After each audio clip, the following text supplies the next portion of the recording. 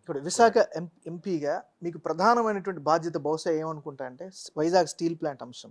దీనికి ఒక logical conclusion తెచ్చే బాధ్యత తీసుకుంటారా మీరు?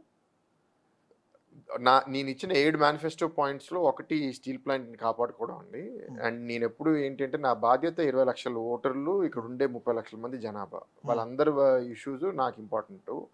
అందరికీ అన్నీ మనం ఇవ్వలేము. బట్ స్టీల్ ప్లాంట్ అనేది it is a major issue. And one ఇష్యూతో చాలా మందికి అది ఇంపాక్ట్ చేసే ఇష్యూ. కరెక్ట్.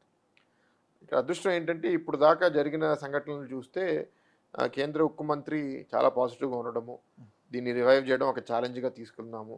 ఎస్, ఇవాళ చాలా బ్యాడ్గా ఉంది పరిస్థితి, కానీ ఎట్లా దీన్ని మనం రివైవ్ చేద్దాము, ఒక నేషనల్ ట్రెజరు అనేది మొన్న విజిట్ కూడా చేయడం జరిగింది. మొదటిసారి 5 సంవత్సరాల్లో ఒక స్టీల్ మంత్రి కూడా రావడం అనేది అందరికీ అక్కడ ఒక హోప్ అయితే వచ్చింది.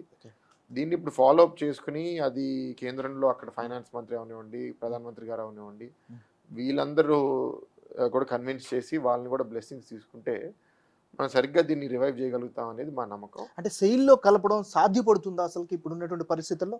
ఏదైనా సరే పొలిటికల్ విల్ అండి. బట్ దాని వెనకాల what are the challenges, pros, cons అంటే ఏదైనా సరే అంత సింపుల్గా ఇక్కడి నుంచి మనం అడిగినంత సింపుల్గా అక్కడ ఉండదు. కాబట్టి స్టీల్ ప్లాంట్ని కాపాడుకోవాలి, ఆ రూపం ఏంటి అనేది ఇవాళ కేంద్ర ఉక్కు మంత్రి గారు అడిగారు, నాకు టైం ఇవ్వండి, నాకు ఒక నెలన్నర ఇవ్వండి. ఇప్పుడు దాకా ఫస్ట్ బండి నడిచేటట్టు చూద్దాం, బండికి ఇబ్బంది లేకుండా చూద్దాం.